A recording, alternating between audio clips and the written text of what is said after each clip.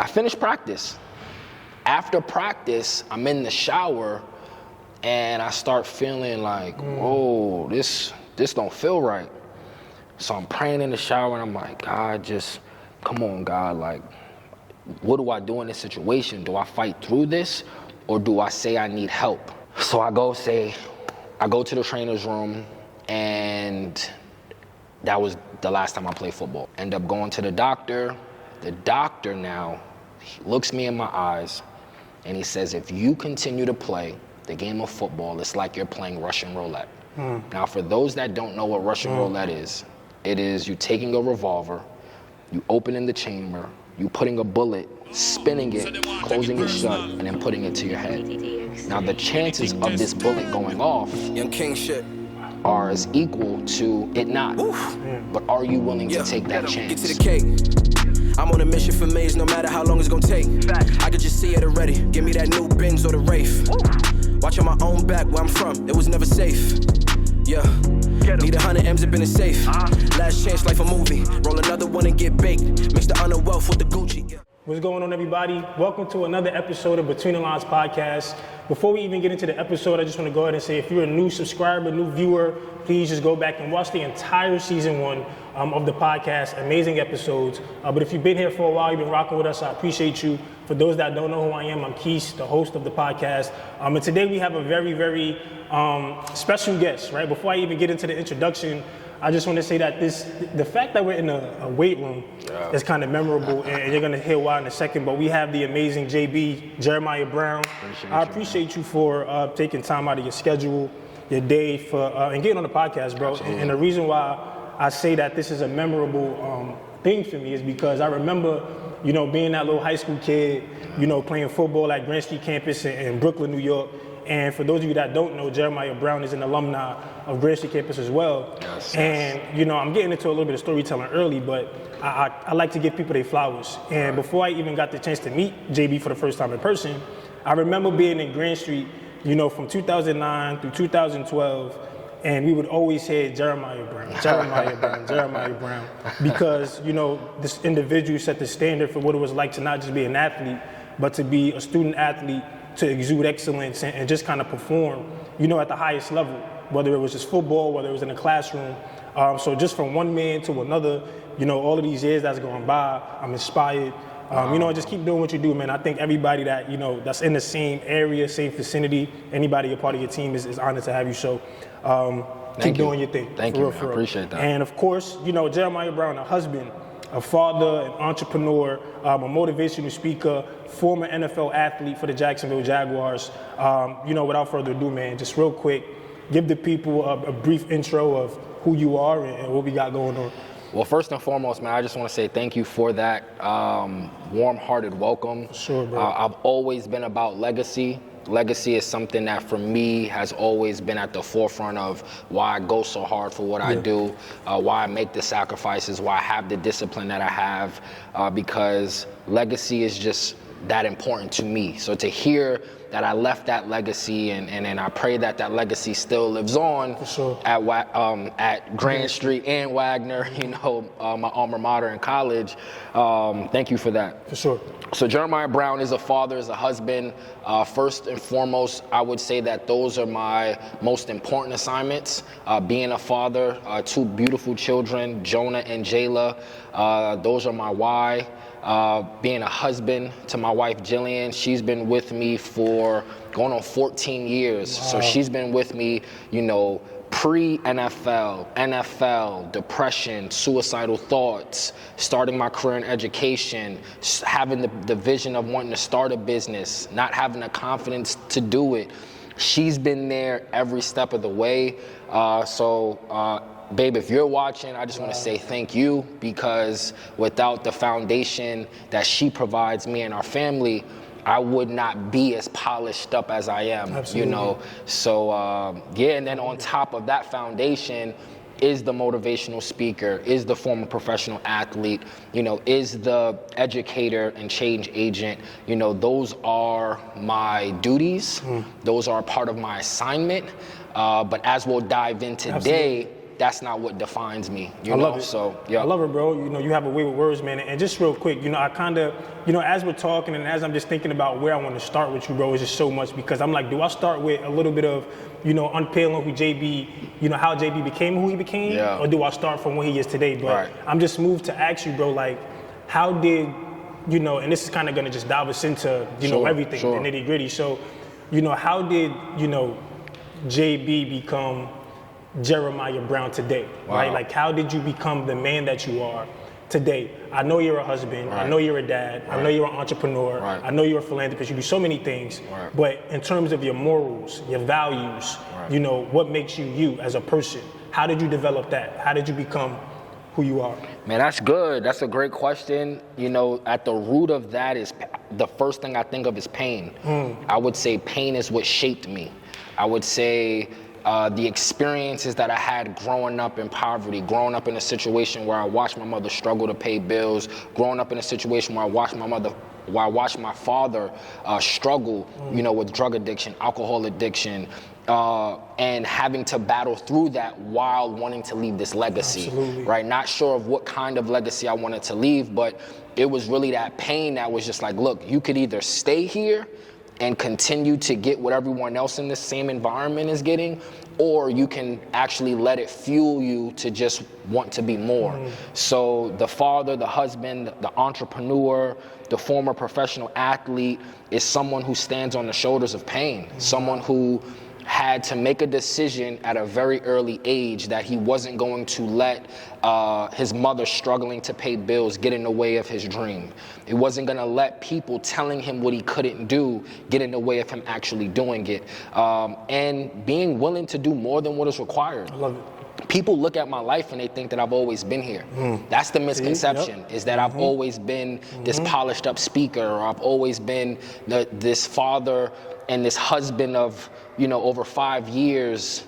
No, that's a reflection of the pain that I had to go through. That's a reflection of the work that I had to put in, the discipline that I needed to have. Because I always tell kids this, it was extremely hard for me to get here, but I'm only one mistake away from losing it all, right? So although it took 1,000 reps to get to this part where I'm making the money I make as a speaker, I'm publishing my first book, I'm taking my wife on date nights and trips across the Atlantic Ocean, but I'm one mistake away from losing it all. So it's the consistency and it's the discipline to be willing to show up each and every day as if it's another opportunity to just keep what I worked so hard for. Wow, that's amazing, bro. And we're gonna, before we even pivot into, you know, everything, you know, business-wise and what you got going on today, I do want to talk a lot more about just you growing up. Right. You know, I know you gave us a lot just now, but I really want to dive into the young JB, you know, meaning before you started playing high school football and before you got to college and before you made it to the league.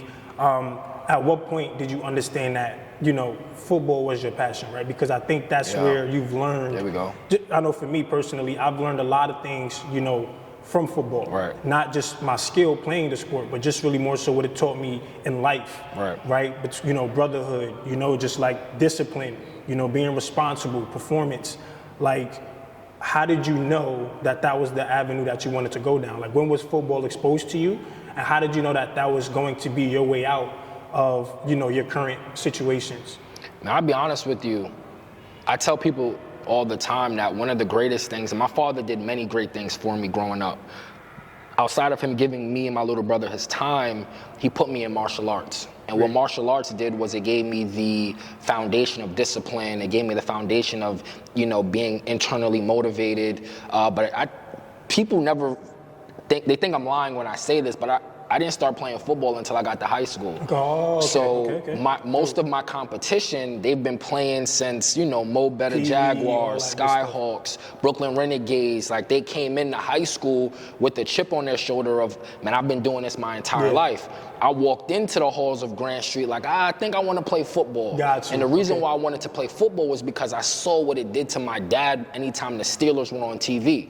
So when the Steelers were on TV, and I would see just the look in his eyes of just how proud he was to be a fan, I said, man, if my dad is giving that television and the Pittsburgh Steelers this much adoration, I want that same look from him as well. That's deep. And that was one of the, and I've never really told anyone that story, but that's one of the root causes of why I decided to play the game of football. Not because I knew anything about it or because, you know, people in my neighborhood was just like, yo, I see people going to college for free. I see people going to the NFL. I didn't see none of that. Wow. It was just, I want my dad to see me the way he sees these other people. And as a byproduct, the foundation of martial arts and discipline and being willing to work harder than everyone, fast forward, I found myself one of the top players in the state of New York. I found myself, you know, getting scholarship offers from FBS schools, FCS schools. And I said, okay, I think I could actually do something with this. And then my high school coach, who's my mentor, he looked me in my eyes and he said, is it Coach G? This is Coach Mack. Oh, Coach Mack. So Coach McKenna, he looked me in my eyes and he said, Jeremiah, your mother only makes $42,000 a year. The schools that you want to go to, if your mother was, and this is no disrespect to your mom, of course, if she was to save every single paycheck, which isn't reality, she would not be able to afford for you to go to the school that you deserve to go to. Right. So let me ask you, what are you going to do about it? Are you going to blame your mother and say that it's her fault that you can't go to the school that you wanted to go to? Your mother's busting her butt to make sure bills are paid, to make sure she's doing everything that you don't feel the struggle. So what are you going to do about it? And I took that challenge personal. And from there, you know, before we even get to, I want to stop you real quick because you said that that's a powerful story. You know, like people typically, of course, you start playing football at a young age. I didn't know about the karate story, so that's a great fact to know and to learn about you. Yeah. But you said something that was so important is your dad, and this is kind of going to dive into fatherhood. Like you said, we're going to just start going all over the place. Yeah. But your dad, you saw the excitement, you know, when he saw the Steelers play. Yep. And you wanted that. Yep. So for you as a young man growing up, or for, you know, anybody that decides to watch this, how important was it to get that approval, to get that praise, to get that, you know, that notoriety from your dad? You know what I mean? Yeah, it was huge. But I'll say this, that I wish I had someone that had the resources or the social emotional intelligence to tell me that that should not be my motivation. And because it did drive me.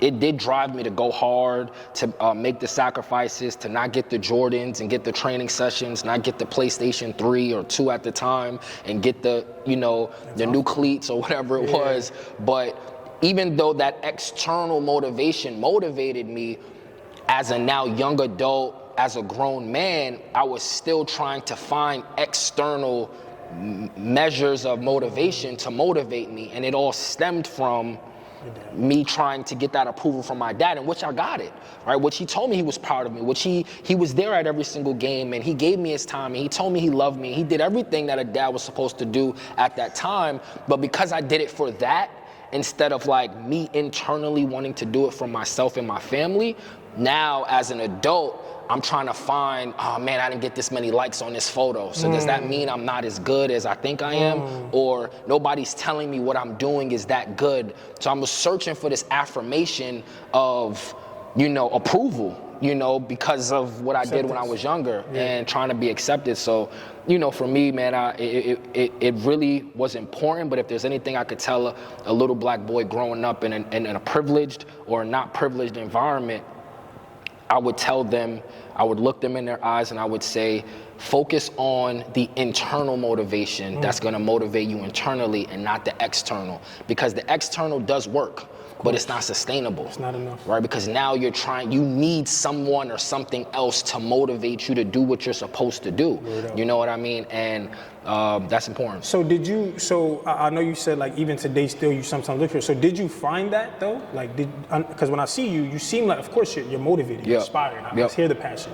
So at what point did you find that internal motivation? You know what I mean? Like if you found it. It was 2013 when I was looking in the mirror and I thought for a second that this world would be a better place without me in it.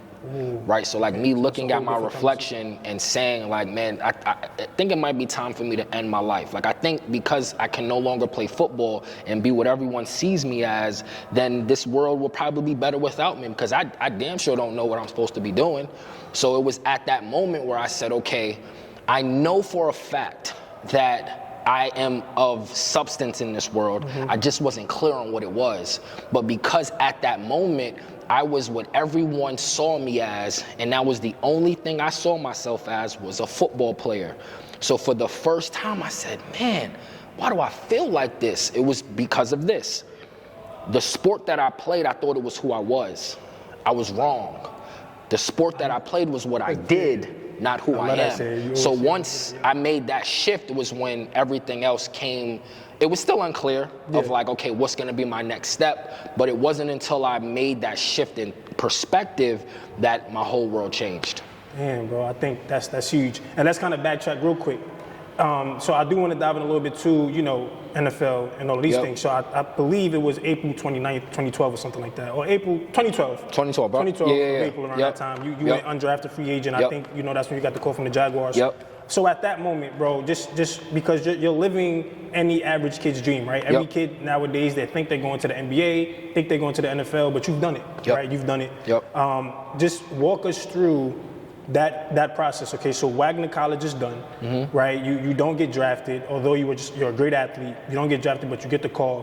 What was that whole moment and process like, to know like, wow, damn, my life is about to change? Right? Like, walk us through like just that moment of getting that phone call. So I was at she was my girlfriend at the time. She's my wife now.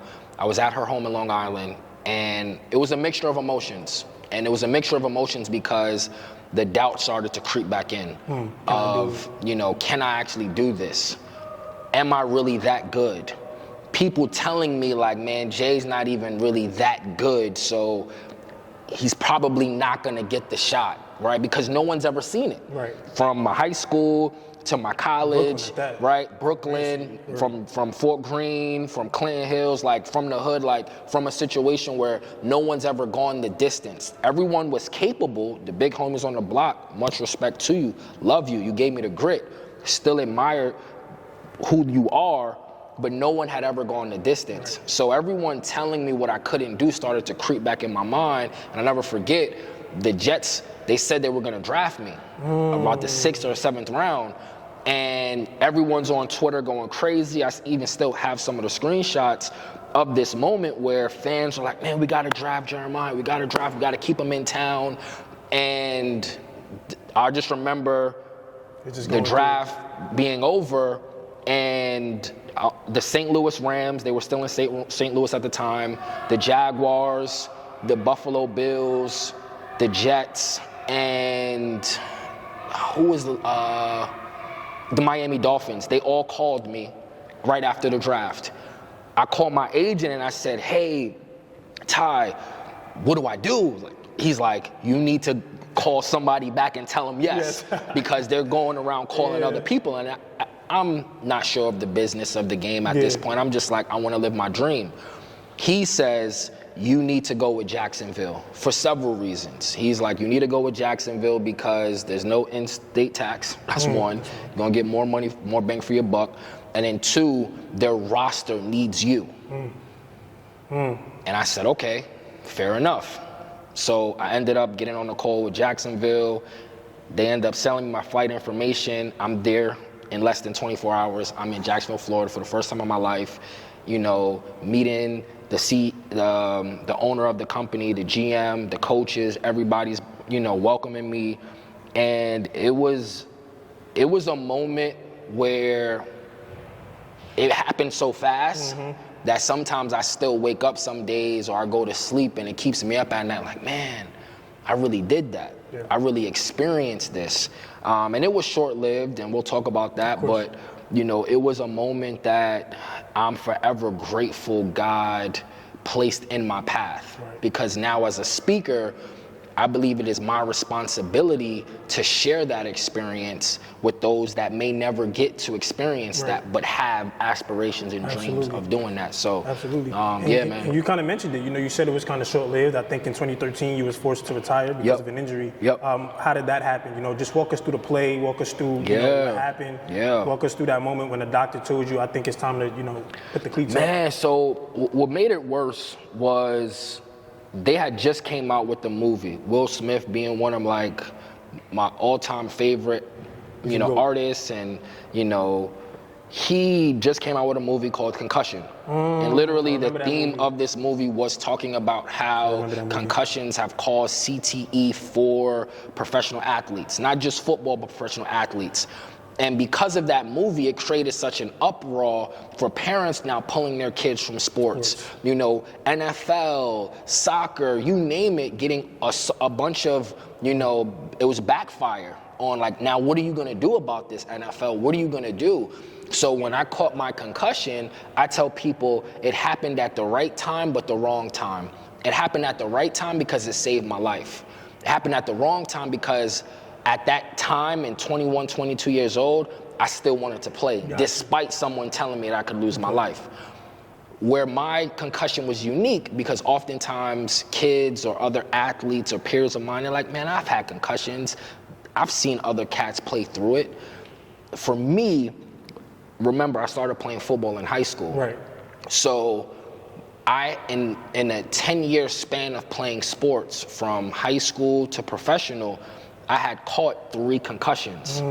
So in their eyes, this fourth one, they're like, you are about 40% of your professional career, of your career of playing sports, you were concussed. That's how they're looking at this.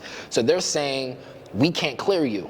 Because if we clear you, then it's gonna be backfire from what's currently going on in the world, right? So at that time, CTE was as big as 2020, Black Lives Matter, George Floyd, COVID, right? Understood. So, you know, Me Too movements, like every year there's a movement of importance, right? Don't want to discredit it, but at that time, that's what it was. Everybody was talking about concussions, CTE, and I'll never forget, I'm in practice, we're having a scrimmage. I worked my way up from 5th on the depth chart to 2nd string. So now I'm the 2nd string strong safety because Courtney Green, who was the 2nd string strong safety, he had went down with a shoulder injury. So this is my opportunity to step up. So I'm like, okay, I'm in the game, I'm making plays, and I'll never forget, I'm coming downhill to set the edge on the fullback, and he got the best of me on that play. And I'll never forget just his helmet coming into the side of my helmet, and it was like a stalemate, but I was so stunned that I felt all of his 260 pounds coming directly at me. And I'll never forget going back to the sideline. I set the edge, so in football, when you set the edge, you force everything back in for the interior to make the play. And when they made the play, everyone slapping me on my helmet, good job, Brownie, good job, which made it worse because they just smacking my head. And I'll never forget going back in, finishing the drive, and I was just like, yo, it's 104 degrees, people smacking me on my head, the light is starting to bother me, and I finished practice. After practice, I'm in the shower, and I start feeling like, whoa, this don't feel right. So I'm praying in the shower, and I'm like, God, just, come on, God, like, what do I do in this situation? Do I fight through this, or do I say I need help? So I go to the trainer's room, and that was the last time I played football. I went in the trainer's room, they put me in a dark room. I spent 48 hours in a dark room, no light. I spoke to 2 people. I spoke to my father, and I spoke to my agent. I spoke to my agent, and he said, the moment you tell them that you're okay, they're gonna release you.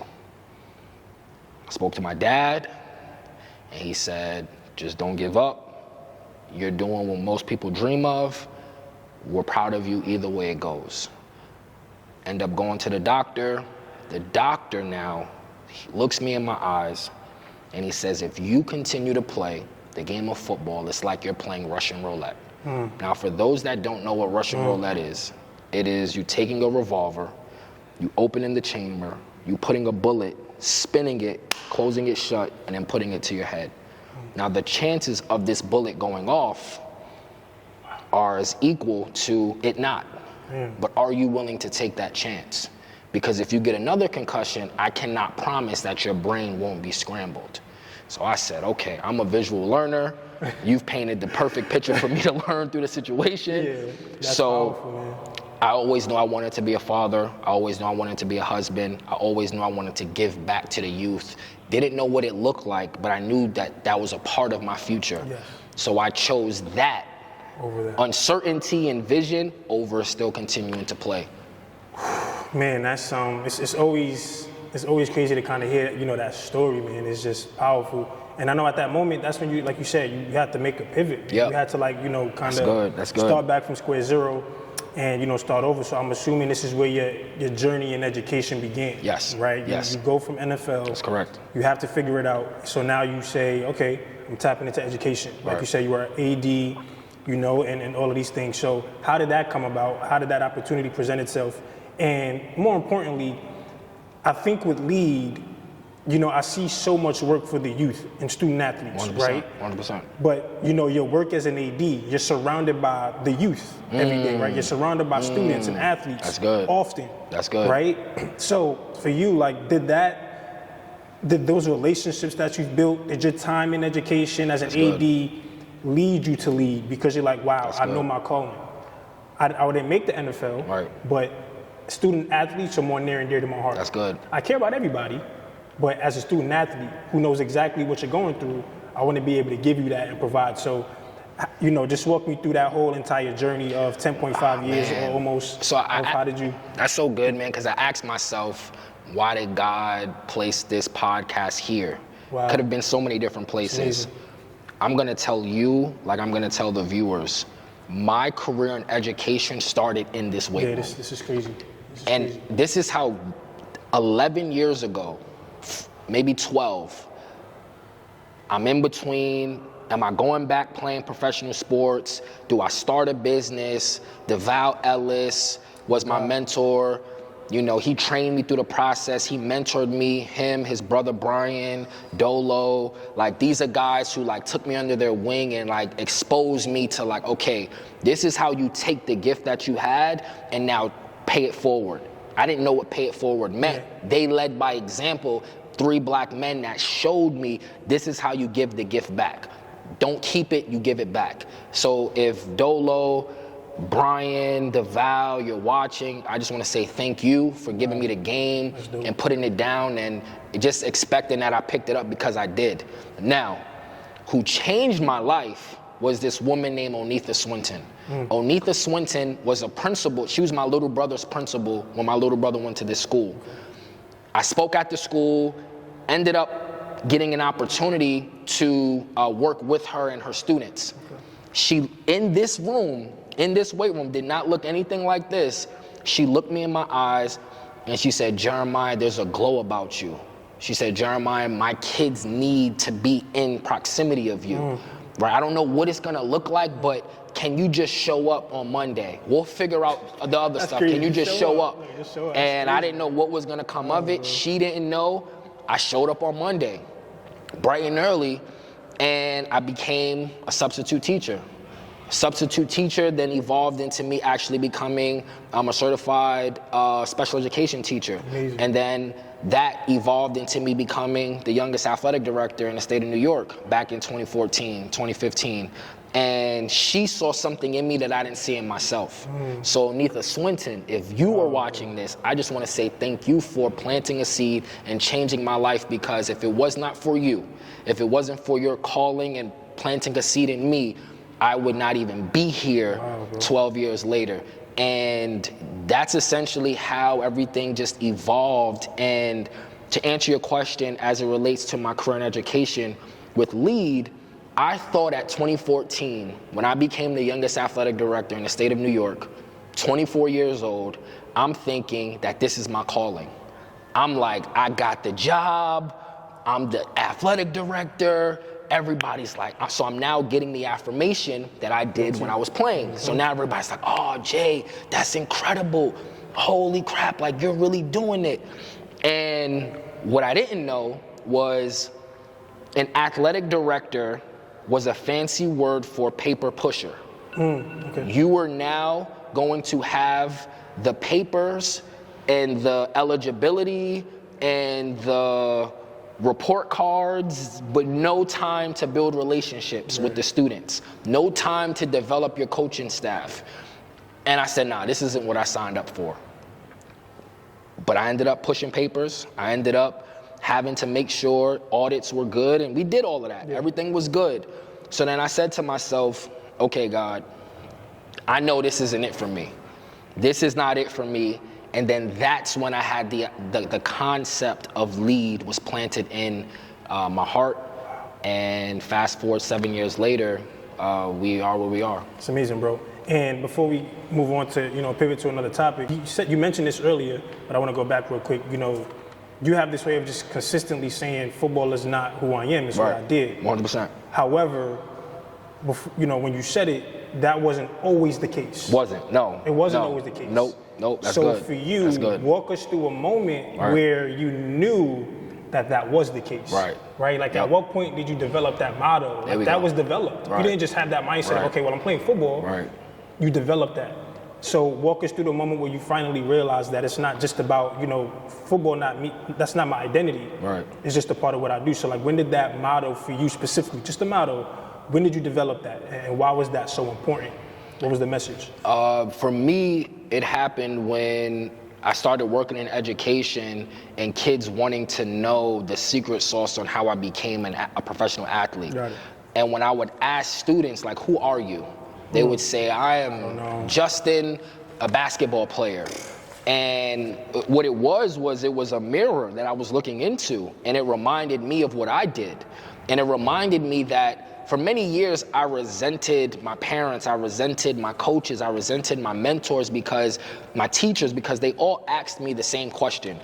What do you want to be outside of football? You were more than an athlete. They told me all of the right things, but they were all of the wrong things at the same time, because it wasn't who did I want to be, it was more of what problems that I want to solve in the world. And that's a whole nother story, but I share that with you because talking to students, talking to educators, and seeing the same cycle happening of educators telling kids that they're more than athletes, educators telling kids to have a plan B, but not giving them the tools and resources to know why they're more, not giving them the tools and resources to navigate life after sports. And I said, I'm actually a part of the problem.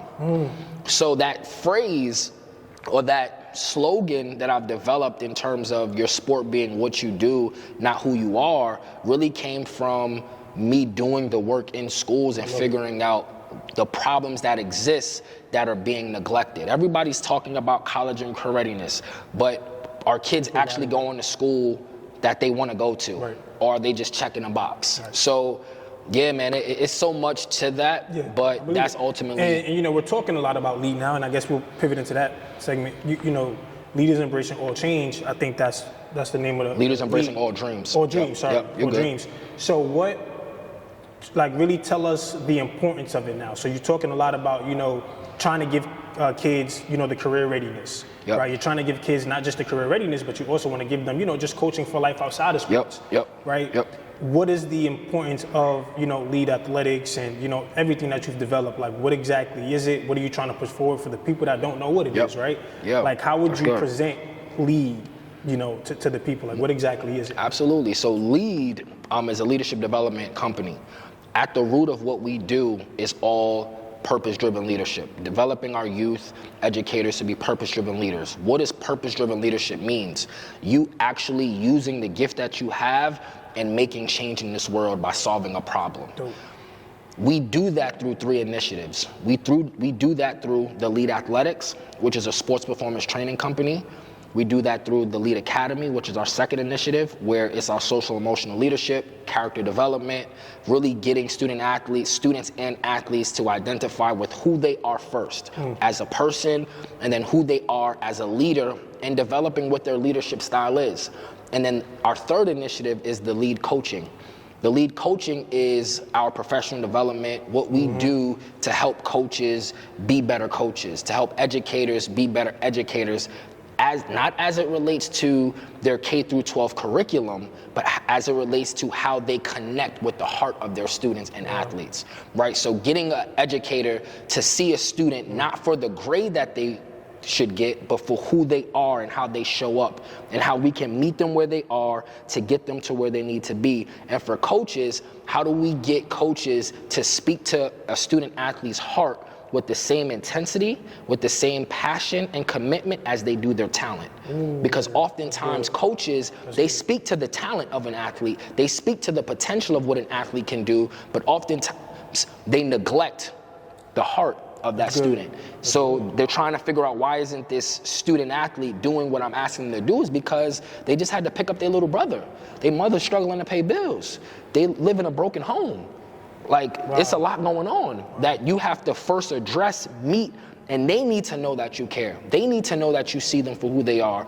And we do that to equip them with the tools and resources so that the coaches, educators, have the social emotional awareness to do that. That's good, bro. Yep. And, you know, when it comes to that, I think, you know, we even was talking a little bit off camera, you know, you was talking a lot about, you know, just all the different hats that you had to wear. Yep. And just, you know, the expansion of LEAD. Yep. Right? You know, it's big. Different avenues, building a team. For you, how do you, you know, just as an entrepreneur in general, right? Like, how do you handle the growth or the expansion at that pace, right? Like, how do you handle that? What are some, you know, strategies or tactics that you have in place to deal with that, right? Because, you know, you got to stay creative, right? You got to stay on your feet. So how do you deal with that as a, you know, as a CEO? I pray as I put this down, someone picks it up. And what I'm going to put down is this: the same level of commitment and sacrifice I had to make in my sport and football and getting the training and going to the practices and getting the going to the camps and competing, I had to figure out a way to transition that to being an entrepreneur.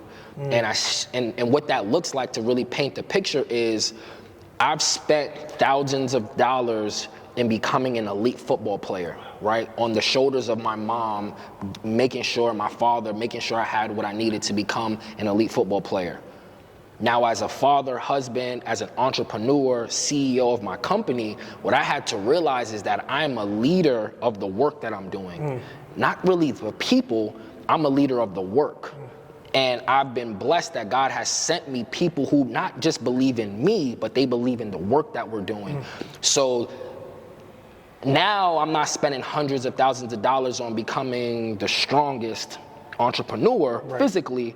I'm spending hundreds of thousands of dollars on becoming the strongest entrepreneur mentally and emotionally. So I've spent, over the past 7 years, I've spent over $100,000 in my professional development, right? Every single quarter, I'm at a conference trying to learn and be exposed to being a better leader, you know? And what I've realized in this past year with my business is there's a huge difference between growing a business and scaling a business. And what we did was we grew exponentially. We grew overnight, but we didn't have the infrastructure in place. And check this: I wasn't the leader my company needed me to be in order to sustain the success. So we got the big checks, the contracts is coming in, but I don't have the character, I don't have the preparedness, I don't even have the competence to actually sustain the growth that we had. So what did I have to do? I had to invest thousands of dollars into a coach. I had to start reading more books. So I'm constantly on a quest on being the best leader I can be for my team, but most importantly for the work, because the work demands me to be at my best. And the work is serving students, educators, and the families that we serve. So in order for us to do that at the highest level, to provide the best overall experience, I need to be on point. So first things first, bro, your awareness is amazing. You know, first things first, especially as a man.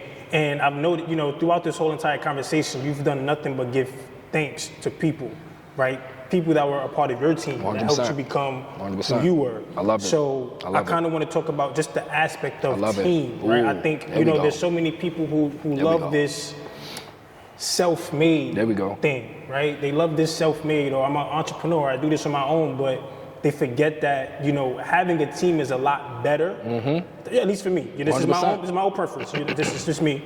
I think having people in your corner to help you grow that foundation is a lot better. So for you and Lee, you know, we were having a conversation, of course, off camera. You was just talking about the moment when you realized that it was time to grow. Because you came to John Jay, you know, they were giving you the checks in all the other schools, and they were giving you these things, but you, like you said, you didn't have the people. So you had that aha moment that said, I need people. I can't do it by myself. Just for any entrepreneur, right? Because I think that you've experienced certain things. For any entrepreneur, you know, somebody that just inspires to create something, that want to do something. How important is it to, you know, to just have people help you? I think people think that there's such a stigma to having people or a team that it's like, no, you need a table of people that you can trust to help you grow in all aspects, financially, mentally, spiritually, developmentally wise, so many things. So for you and LEAD and just in general, why is teamwork important? Man, this is so good, man, and I'm happy we pivoted here because I'm a reflection of my team. I'm gonna be 100% honest with the viewers, the world. My team is why I have the success that I have, not Jeremiah Brown. Yes, I'm the visionary. Yes, I'm the CEO of my company. I'm the spokesperson. That's all cool. But there's an African proverb, it says something, and it shifted my perspective. It says, if you wanna go fast, go alone. But if you wanna go far, you go together. And the thing about me, and I know I'm gonna be speaking to someone, an aspiring entrepreneur, someone who has these big dreams, is oftentimes we struggle with saying, nobody supports me. We struggle with, I can't develop a team.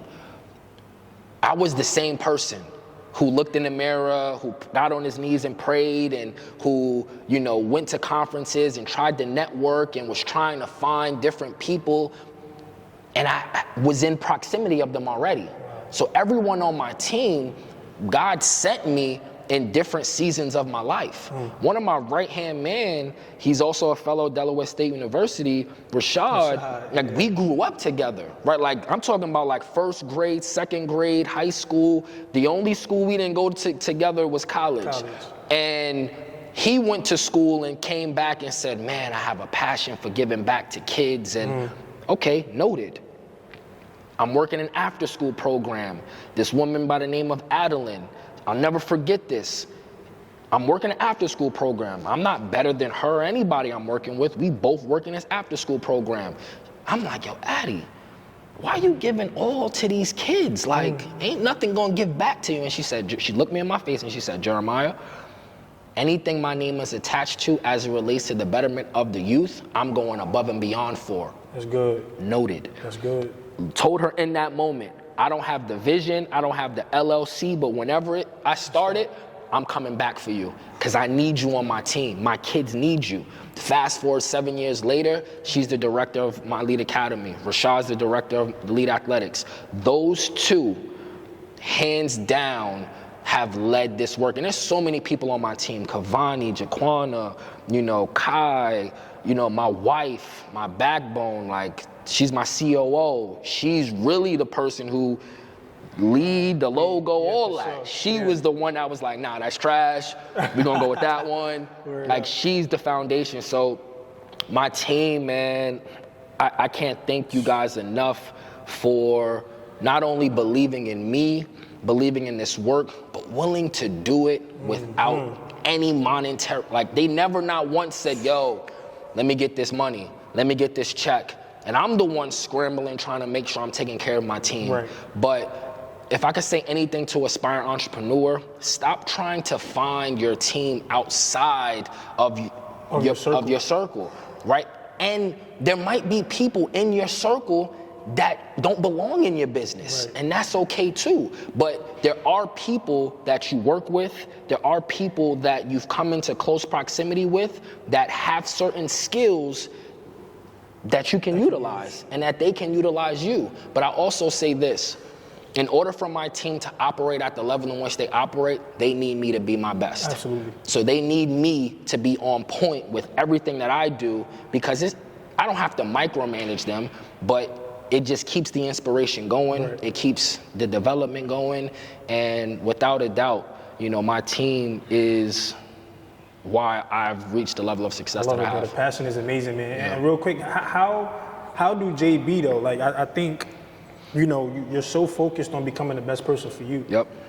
What do you do to stay motivated, man? Like, I mean, of course you have your family, and you see, my thing is, you know, you have your son, you have your daughter, you have your wife, you have your village, but I think as an individual, we still got to be moved for just our purpose, right? I think people like to use that as a crutch. Okay, well, I'm going hard for my son, I'm going hard for my daughter, I'm going hard for my wife. There we go. That's cool. Right. But you're still Jeremiah Brown. Right. Right? So what keeps you, you know, just inspired and motivated? Like, who do you study? What do you read? Like, what are some hobbies you do? Like, what keeps you sane and, you know, ready to perform at the highest level? The biggest thing for me, and I tell kids this all the time, and I pray someone picks this up as I put it down, and that is, I'm on a constant quest to solve a problem that exists. And I tell educators and I tell students this, I tell students that anytime someone asks you what you want to be, your response should be that that's the wrong question. The question you should be asking me, respectfully, is what problems do I want to solve in this world? Because this world is filled with problems, and every business is a business because they solve the problem. Wow. Education gets billions of dollars in funding to solve the educational gap, the achievement gap in education. Police officers get billions of dollars in funding to solve the problem of crime. Wow. Fires are fought because of the problems that firefighters solve. So when you look at it from a structural standpoint, we have to get our kids, and starting with us, to understand, okay, what problems are you solving in this world? And it starts from within. Myself, I'll never forget in 2013 looking in the mirror and not having an identity outside of the sport that I play. That was a problem that I realized I wasn't the only one going through that problem. I had the leadership. My coaches my entire life told me that football was developing me to be better than the average student, but no one taught me how to transfer those skills of discipline. Everybody's like, well, you had to wake up 4 o'clock in the morning. No, I had to wake up 4 o'clock in the morning. I didn't have a choice, or I lose my scholarship. Now as an entrepreneur, me waking up 4 o'clock in the morning, I have a choice if I want to wake up 4 o'clock or 9 o'clock, right? So what wakes me up is knowing that the work that I'm doing is going to leave a legacy of young people seeing themselves as more than what they're limited to, period. And that's what drives me every single day to do what I do, to write the book that I wrote, to, you know, speak with the passion that I speak at. And these are all things that I didn't want to do. I'm gonna be real with you, Kese. I'm an introvert. I'm the cat who wants to sit in the back of the room, take his notes, close his book, and leave. If I could have my team in the forefront, I would do it. Why? Because my American dream is to have a home, to have a man cave, to have my car, my kids happy, my wife is set, bruh. That's it. You feel me? So I know the work that I'm doing is a calling and it's an assignment, because despite what I want, there's just nothing that gets in the way of it. Unless, man, that's good. That's good. That's so good, bro. And again, I appreciate your, you know, just your honesty, transparency. And let's talk about, I want to pivot to motivational speaking a little bit. Because of course, again, you know, that wasn't always what you thought you were going to be doing. Not at all. So, you know, when did that kind of come about? You know, at what point did you realize that you wanted to be a little bit more serious? I do know that you're at a point where you do get booked and things like that, but you're still getting coached by some of the greats, right? You have, I think you've been associated with ET. I think his name is Jeremy Anderson. Anderson, Inky. Yep. Like, how is that, bro? Like, you're surrounded by legends in their respective field of motivational speaking. I'll say this, man. One of my mentors, Dr. Alex Ellis, you know, he is a pastor. He's an inspirational speaker, transformational speaker. He was the first high-level speaker that I ever got into close proximity with, that took me under his wing and mentored me and showed me what mentorship was, right? Like, literally gave me the game plan by just showing up in my life and saying, you can do it. Being in that close proximity of that, and then Jeremy Anderson and, Eric Thomas and Inky Johnson, these are people who literally use their voice to make change in this world. Yeah. And what I didn't know was I didn't know how much they were getting paid to do it. So I always found myself in high school, college, and even in the NFL as the person in the middle of the huddle. I was the person that got everybody hyped up for warm-ups. I was the person that gave everybody the pregame speech in the locker room before we went out into the tunnel. I was always that guy who naturally just wanted to just inspire people. It wasn't even scripted. It was just something inside of me that was like, I can't sit here and let them be okay with what we have. I need them to be ready the way I am. And that turned into people saying, hey, Jay, could you come speak to our group? Hey, Jeremiah, could you come speak to this group? And it was just like, okay, cool. And I was been speaking for, over 10 years now. And professionally, I've been speaking for the past 3 years. Okay. And the difference between me speaking for the first 7 years and professionally is now I get paid to speak. To where I would have never thought that, organizations and schools would pay me, $10,000 to $25,000 to just share my story. Right. And I wouldn't have gotten exposed to that if it wasn't for the Dr. Alex Ellis's and the Jeremy Andersons and the ETs. And what I had to do was the same thing I did in football. I had to say, okay, God has blessed me with some amazing friends. I'm talking about educators, accountants, IT specialists, in marketing, real estate. I mean, these brothers is ice cold. Like, they inspire me to be a great man. But none of them are speakers. None of them are, entrepreneurs to that degree. And it was just like, okay, even though these are some great men that I love and call brothers, they're not necessarily helping me grow in the area that I want to grow in. And I was struggling with that for a while. So I'm like, man, why don't they get it? And God was like, they're not supposed to get it. That's not their calling. This is your calling. It's not that they're bringing you down. They're making you be better as a better man. One of my friends, Isaiah, another Del State, he ain't no entrepreneur, but he's a man of God.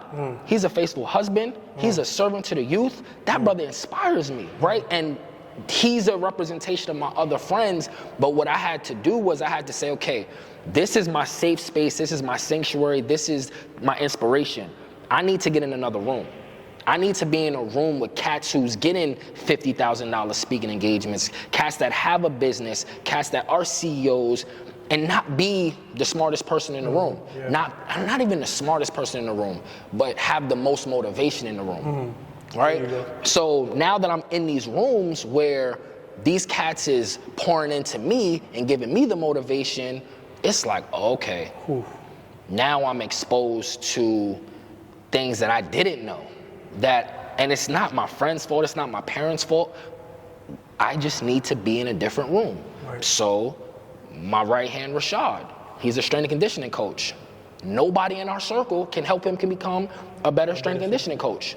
He has to get in the rooms with other strength and conditioning coaches to be elite at that. My brother wants to be a principal. Can nobody in our circle help him become a better principal? He has to get in the rooms. And sometimes that's the survivor's remorse that most people go through, is that they're like, man, I don't want to leave my homies behind. It ain't leaving them behind.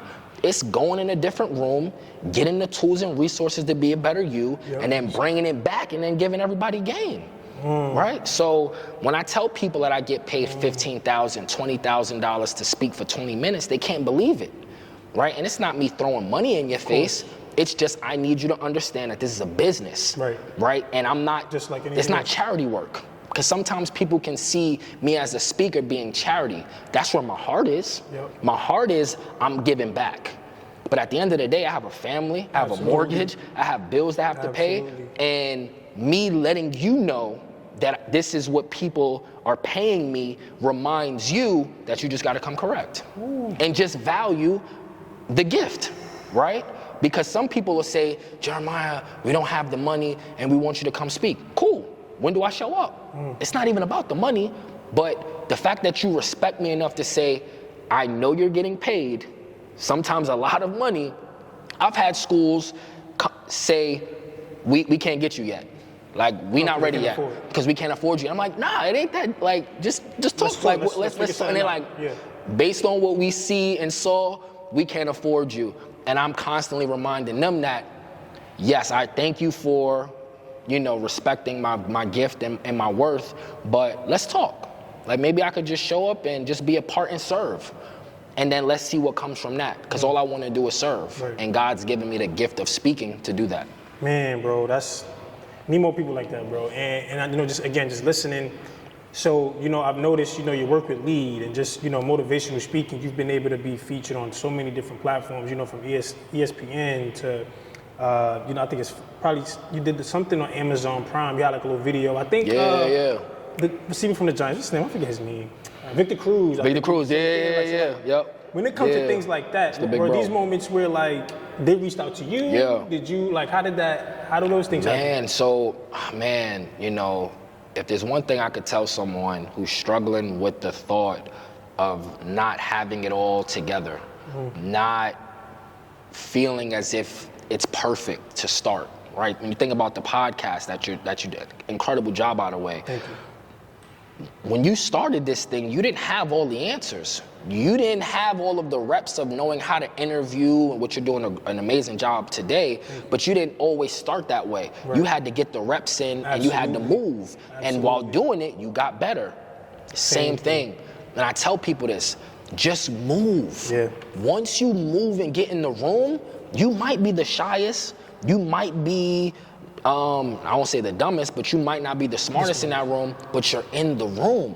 And what happens from being in the room is you now get exposed to information and people that push you closer and closer to your dreams. So the opportunity to, do a commercial that was up for awards with the NCAA, to being in close proximity of the big bro Victor Cruz, and all that comes with just being a former NFL athlete, those are opportunities that I attracted just by me showing up and doing what I do. And oftentimes people will come to me and they'll say, thank you. And I'm like, what you thanking me for? They're like, bro, thank you for just showing up. Like, I know everything not perfect in your life, but by you just showing up to do what you do gives me the hope that I can actually do what I want to do. And to me, man, that's a great feeling, man. These days, mental health, a very sensitive topic. Yeah, big time. Me personally, I'm a huge advocate for it. Okay. However, I've never experienced any, trauma. I've never had any issue or anything like that. However, I advocate for it a lot because I see, what it does to people, right? And I think there's so many people who just have this misconception of really understanding what that really feels like to be diagnosed with something or have something. So, just for you being, someone who's experienced, I wouldn't say necessarily mental health, but you've had, suicidal thoughts or, anxiety and things of that sort. What is your message to people who are faced with those daily challenges, right? Because, again, I'm very big on just giving a message to people in the audience and coming from somebody like you who motivates daily, who's experienced it.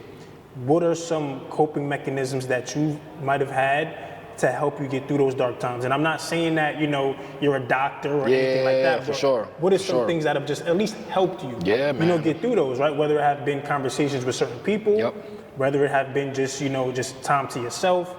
What are some things that you have done to cope with those thoughts of, suicide, or those thoughts of, not being good enough, just all of those different types of things? I'll start by saying that these are thoughts that I still have daily challenges with.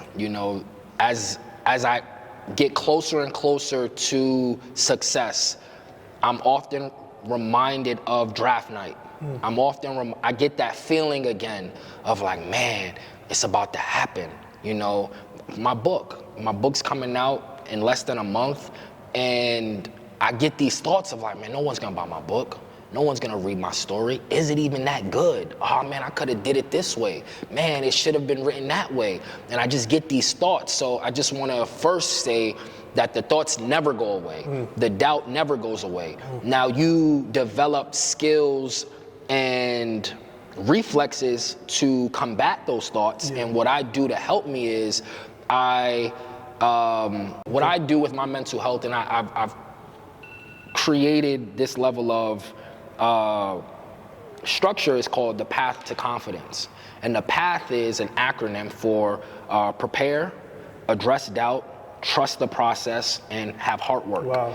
And preparation on how I prepare each day gives me the clarity to know, okay, this is coming up next. So if I know this podcast is coming up, I need to make sure my week, I have the capacity to provide the best overall experience for you and your viewers. So I'm prepared for that. The doubt of, man, what are we gonna talk about? Am I really gonna add value to his podcast? Like, ain't nobody really know about me or care about me. I have to address that doubt and say, okay, let me not focus on what I can't control. Let me focus on what I can control. Let me make sure I have my hoodie. Make sure I have my hat. Let me make sure my jeans is clean. Let me make sure I have everything I need to do so that I can show up feeling good. And if I feel good, I'm gonna perform good. You feel me? So then trusting the process is, in path is, everyone's told to trust the process, but not everyone really knows what that means. Trusting the process is, and knowing what it means gives you the peace of mind, and it lessens your anxiety and the weight, because trusting the process means where you are and where you want to be, there's a gap that lies in between. And the goal that you want to make $1 million, the goal that you want to have multiple businesses, the goal that you want to have your dream home, who you currently are is not the person needed to obtain this goal and sustain the goal. So the gap is the work needed for you to be who you need to be in order to, when you get the $1 million, you don't just get it, you multiply it. And that is the process. So that helps me in knowing that, listen, man, it took me 4 years to write this book because of self-doubt. I'm putting out the best product that I possibly could have put out. God got it from here. It's not in my hands anymore. I did what I was supposed to do. And heart work, the H in path is heart work. And heart work is anything that your heart is not attached to is too expensive for your time. That's good. That's good, bro. So you have innovation, right, as an entrepreneur, as a CEO, all of these good things. You have innovation in which you have to continually adapt, continually grow, continually get better, stay fresh and stay relevant. And then you also have integrity, right? In which you have to do these things, you have to be innovative, but at the same time, you want to make sure your values and your morals are still correlating. That's a good word. You see what I'm saying? That's good. So this is just a general question, right? And for anybody listening, what I see nowadays from entrepreneurs and creatives or whatever it is that you're doing in your respective field, what I see is that there's a lot more people, and I can be wrong, but this is just what I see. There's a lot more people who sometimes like to innovate, but they're doing that just to stay relevant. There we go. And it compromises them in terms of who they are. So they find themselves having this daily battle of, this is good. You know what I'm saying? So for you, what's most important? I think I know what your answer is going to be, but for anybody listening, why do they complement each other? But what's more important, innovation or integrity? Integrity, 100%. For me, doing what I said I'm going to do and leading my team towards doing it and accomplishing it, and not just accomplishing it, but sustaining it, is my top priority in the work that I do, and why I show up the way I show up, because it is extremely important for me to look a young man or a young woman in their eyes and say, you are more than what you do. And the integrity in me is to walk that walk the same way I talk that talk, right? So there are a lot of speakers who say great things and they're inspiring, but they're not good husbands. They're not good fathers. So how are you pouring into somebody and saying all of these things that make them feel good about themselves, but you're just not a representation of that? Your integrity is not intact. So for me, I needed to be around men, men of color, right? Because I was blessed with growing up men in my life who were fathers and husbands, but they didn't look like me. Didn't mean that they couldn't necessarily impact me the way they did, because they did, right? White, Asian, you name it, changed my life. But at the end of the day, being a black man and having a business is very difficult. Yep. And I needed to see and be around and be in close proximity of Asian, white, and black men who not just have a business, but are men of integrity that have an elite business, but are elite fathers. Have an elite business, but are elite husbands. And for me, that integrity to walk what I talk is non-negotiable. That's good. What do you think are 3 habits or things that an entrepreneur should have, like as a person, or just things that they should do on a day-to-day basis? You know, as an entrepreneur, what would you say are some of the, you know, the 3 things that you should have as an individual, right? For, like just your own preference or your own logic. The biggest one that I struggle with, that I know is the separating factor between me getting to that next level, is how I prepare. So how I was preparing is no longer adequate for this next level of my life. So I need to now take my preparation to the next level. But I have to constantly ask myself, am I ready for that? And the answer is yes, but then we're ready for something, but are we willing to do the work that's attached to it? Yeah. So you have to ask yourself, like, where are you going? So the first one is vision. Having the vision to know, okay, this is where I'm going. Because oftentimes we want to have these big teams and we want to like create a team and we're struggling on why we don't have a team, but you don't even know where you're going. So how are you going to lead your team? Where are you leading them? Right? And then the second thing is having the confidence to believe in yourself, to just move, right? That confidence piece is something that people think that they need to be perfect. Stop chasing perfection. Stop comparing your chapter 1 to my chapter 20. My chapter 20 comes with pain that you haven't experienced yet. So you have to ask yourself, if you want my chapter 20, do you want the pain that came in the previous chapters? Because if you want the pain that comes with it, then it's gonna come. But if you don't want the pain and you say, nah, I don't want that pain, then you don't want my goals. You don't want my dream. You don't want what I have. So I would say number 2, that confidence and not comparison.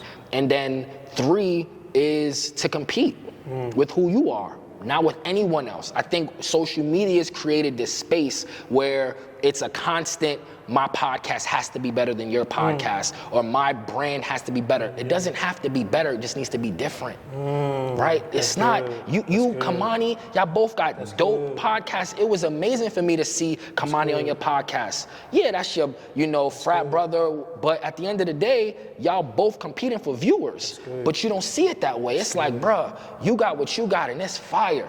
I got what I got and it's fire and it's different. So when I look at the work that I do, I used to always get mad at, man, I'm competing for kids to train. I'm competing for schools. I'm not competing with nobody. Actually, I love that you impacting kids because we doing the same work. I can't touch every kid.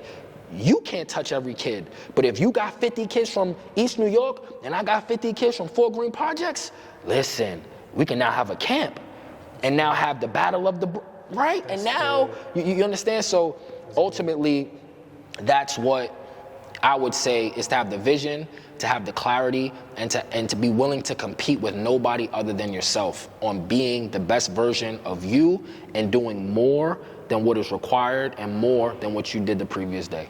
So now we're gonna wrap up shortly too, bro, but now I wanna talk a little bit about fatherhood, man. Yeah, big. I wanted to save that, for second to last. Yeah, appreciate it. I think it's huge. That's big, man. They're listening. There's people out here. Your father, a successful one at that. And again, this is just from me seeing everything that you do. You find ways to make time and less excuses. Right. You're present. You're there. Probably not as much as you would like to be. Sure, 100%. Respectfully, absolutely. not to say that you don't choose to and want to be, but because of course you're the head of the household and you're the man in the household. So for you, what does fatherhood mean to you, right? And I want you to be as honest and transparent as possible. What does that mean to you? What has it done for you? How has it changed the trajectory of your life? The moment that you found out you were having a son, what was Jeremiah Brown expecting? What were you thinking? How did things change? So the biggest thing for me is I put too much pressure on myself. Let me start there. And the reason why I put so much pressure on myself is because of my father and the experiences that he gave me as my father and me as his son. What my father did for me and my little brother that I know he wishes he would have did for his other children. So I want to say my dad has about 11 to 12 children. And me and my little brother are like in the middle somewhere. And what he gave us was he gave us his time.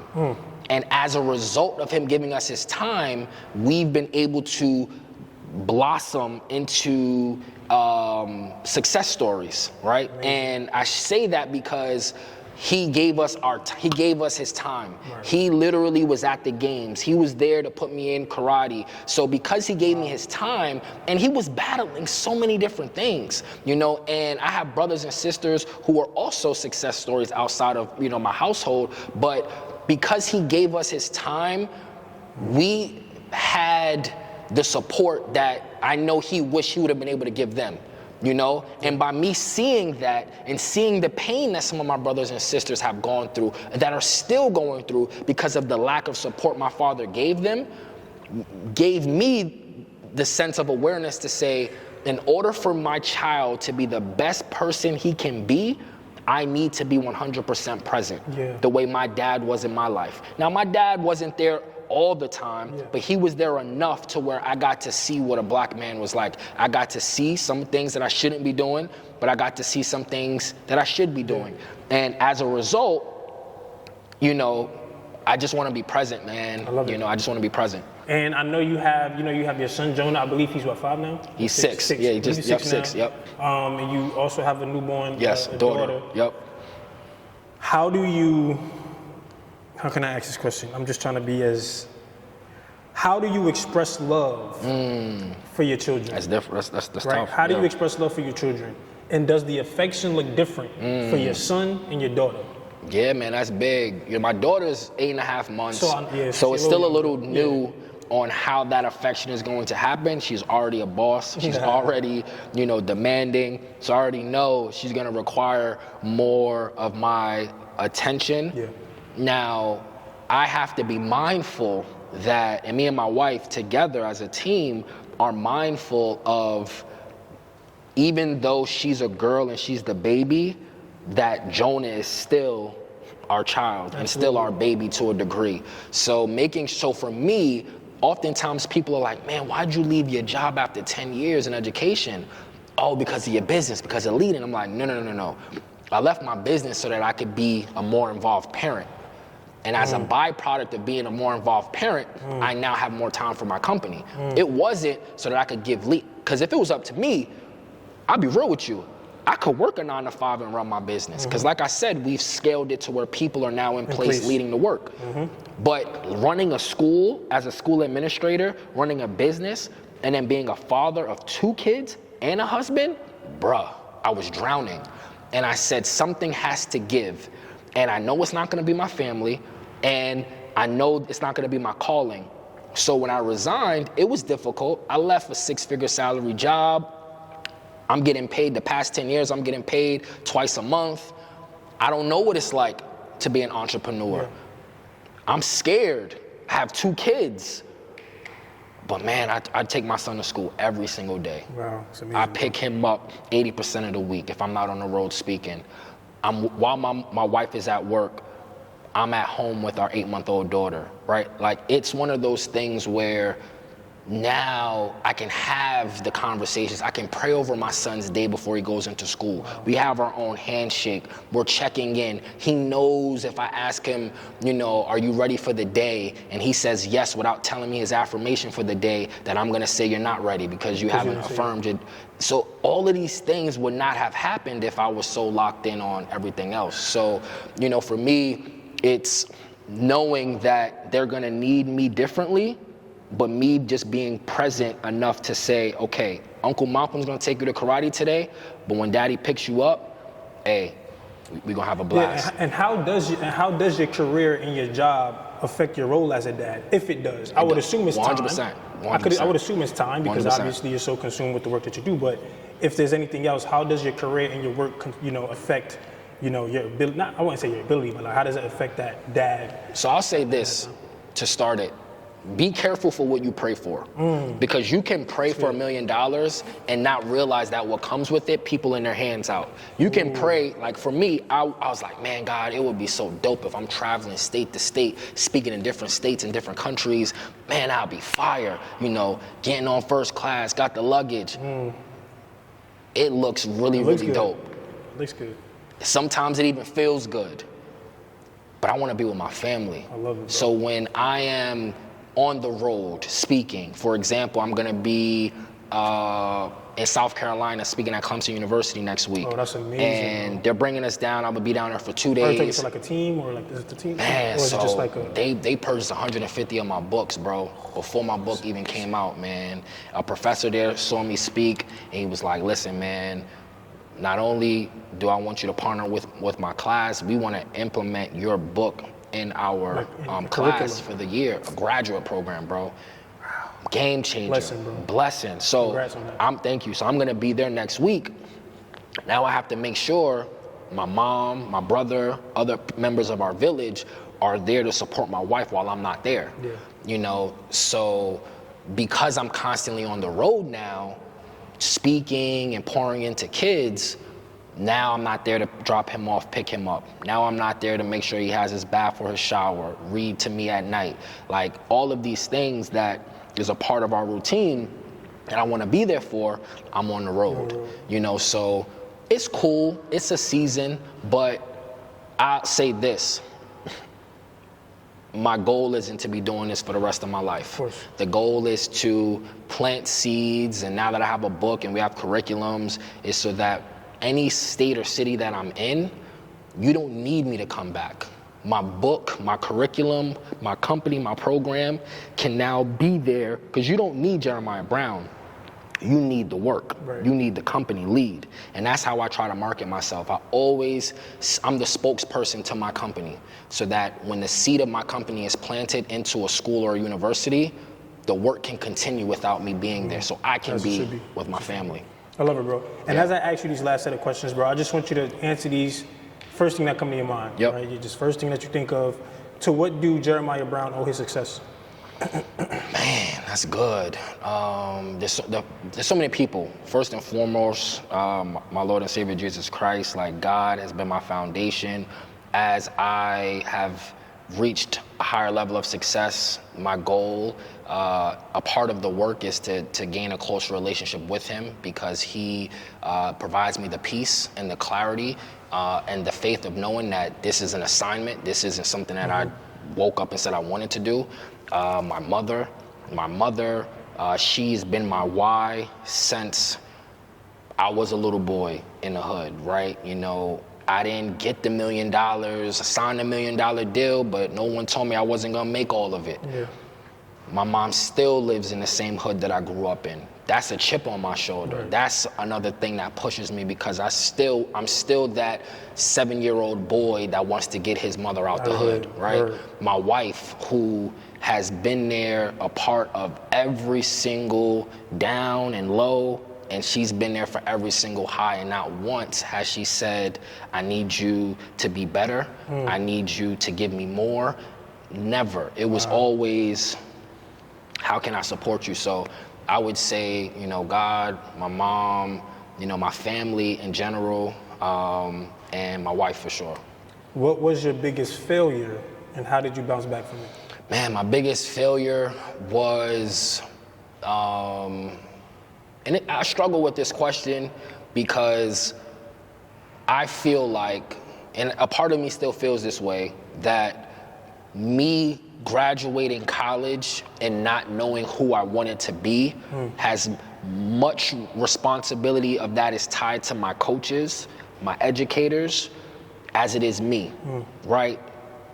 Most of the time, they saw me as this elite athlete that can help them win games. None of my college coaches, maybe the athletic director, Walt Hamline, he asked me a few times like, hey Brown, hey JB, what are you gonna do? What are you gonna do? And he would always ask me, but I think it's because he was also responsible for why I got the scholarship to Wagner. Now, my positional coaches, however, not one of them ever asked me, hey Jay, why are you taking sociology? Yeah. What are you gonna do with you wanna be a sociologist? No one ever had that conversation with me. So for me, it was always about what everyone else saw me as. Yeah. So my biggest failure was leaving the sport of football, graduating college with 2 degrees, and having money and not knowing what to do with it. I would say that was one of my biggest failures, and how I rebounded was you know, being willing, because here's the thing, and I know hopefully this isn't long-winded, but That's good. Oftentimes when people tell me and they say, man, Jay, what you're doing is incredible, like, any advice? And I say, the biggest advice I can give you as a recent graduate is be willing to have a 10-year paid internship. Because what I didn't understand was like, why all of these high-paying jobs want 8 years, 5 years, 10 years? Bro, this don't make no sense. How? I just got out, what you mean, 8 years for me to get that bag? And what I realized was, when you're 23, 24, you literally are trying to have fun while trying to get the bag. So in their eyes is, how can we trust that you're gonna lead this department when you're gonna go to Cancun for Memorial Day and have some fun, right? And that fun might lead to you saying, I don't wanna go back to work. I wanna be an entrepreneur, right? So when you're 29, 20, 30, there's a level of experience that comes with it of, okay, the expectation, the assumption is you've gotten the fun out. You've did all of that. You're more mature now. You can lead a group of people. Because you want to be 23 leading a team of 40-year-olds, good luck. Because they're going to be looking at you expecting you to lead them. And if you don't have the experience, and if you don't have, you know, so when I look at that, I say my 10 years in education was a paid internship. You remove the 10 years I had in education, yeah, it paid me well, but if you remove those 10 years of education, I am not the CEO that LEAD needs me to be. I am not the speaker that children and educators need me to be. I got all of that through my experiences of trial and error in education. So are you willing to go through a 5 or 10 year paid internship? And if you are, buckle up, because it's gonna be fun. You're gonna get a lot, but that's the process. That is what literally molded me to be the CEO, the speaker that I am today. And last one, man, is there any entrepreneurial advice that you don't agree with? If so, why? Like, for example, you shouldn't have, quit your job. Yeah, that's a big one. That's a big one. I feel like you can still build a village and a foundation while working a 9 to 5. That's a big one. I don't agree with that. So for you, even if it's the same, that's a big one. What's one of them that you don't agree with? Definitely building off of that, me playing in the NFL and working 10 years in education, face value, externally, I didn't need to work in education. But like I said, the 10 years that education gave me, the experience it gave me, is what has helped me be a better speaker. Is what helped me be a better leader. So what I would say is, whatever you aspire to be, find something or someone who's currently doing it and lock arms with them. Lock arms with them and get the information that you need. I knew I wanted to give back to kids, but I also knew that me setting up a table in a park wasn't really gonna pay my bills, and it wasn't gonna increase my impact. Where are kids at 90% of the time? In school. I graduated with a degree in sociology and education. I don't wanna be a teacher. So I had to be willing to do things that I didn't really wanna do for the bigger picture. And me being a teacher was the best thing, because it allowed me to see these kids for where they are. So now when I'm speaking to educators, I'm younger than you, but I know what it's like teaching a kid that is coming from a rough background. I know what it's like trying to lesson plan. I know what it's like being burnt out. I know what it's like not knowing how to put your lessons together and, all those type of things. So I would say you need an internship, and that is your current job. And the last thing is, your job is what can fund the dream. My 9 to 5 is what funded LEAD for many years, to where everything that we've done is because I took my check and said, okay, pay my bills, invest in LEAD. That's it. No money left over. That's it. And I did that for 7 years straight. And people are like, yo, Jay, your logo's so polished up. Your content looks so fresh. It's because I spent money on my company and my professional development. And the last thing I'll say in terms of what you should do, you need to be willing to invest in yourself. You need to, if The biggest misconception of entrepreneurship is this: I quit my job to build my business. You quit your job and you just started another job. Because now you have to give your business more hours than you would have given a 9 to 5. And people are like, but why is that the issue? The issue is because you don't have a business. Wow. You don't have a business, right? You have a job that you created. It's on your terms, but you don't have a business. If your business needs you to run it, it's not a business. Wow, bro. That was good, man. I think, we definitely gave them, something to think about. And real quick, I know you do have your book coming out shortly. Yeah, by the time man. this drops, your book is gonna already be out. But nonetheless, just let the people know about the book real quick and what they can expect with your. Man, I appreciate that. So the title of my book is Lead Like a Champion. Lead Like a Champion, disclaimer, has nothing to do with winning championships on the field or the court. That's the misconception of my book. Oh man, is this gonna teach me how to get a big championship ring? No, but what it is gonna do is it's gonna teach you how to be a champion in life. Because what's not happening is we have a ton of 5-star athletes, but not 5-star people. We have a ton of championship athletes, but not champion people. And what's the sense of putting everything into winning a championship and having this big ring if you have no idea what you wanna be in life?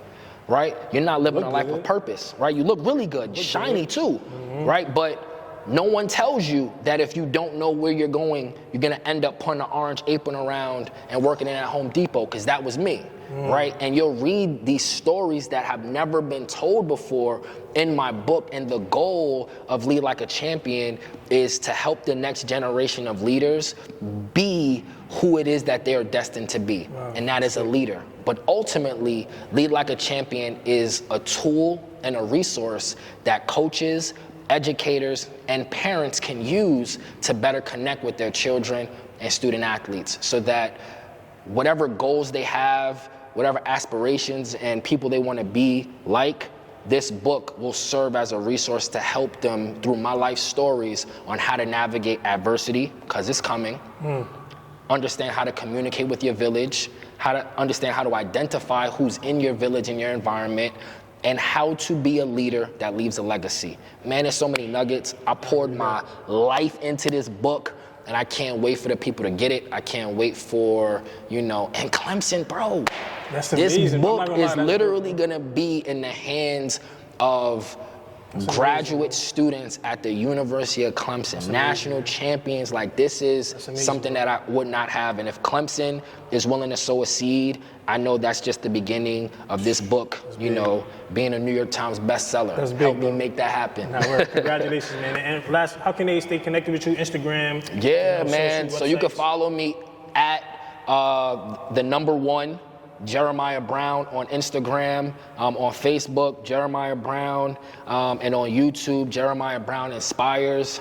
Please, when you follow me, please just shoot me a message, introduce yourself, because what I'm about is helping people that want to be successful understand how to do it as a leader, but not just to obtain a success, but to sustain it. So I'm excited. I love it. Bro, again, man, I appreciate you for trusting me with your time, and just trusting that I would, lead the conversation. Again, just keep doing what you do. I'm inspired, motivated daily. For the first time even meeting you in person, again, I felt like I've known you, for years. Same here.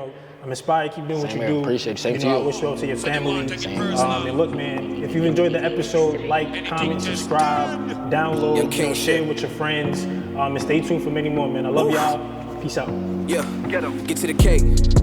I'm on a mission for Maze, no matter how long it's gonna take. I could just see it already. Give me that new Benz or the Wraith. Watching my own back where I'm from, it was never safe.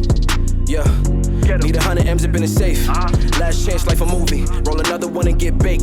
Mix the honor wealth with the Gucci. Yeah, you know when I get up in it. I promise you gon' catch feelings. All you gotta do is hold it down. I told you I'ma kill these niggas.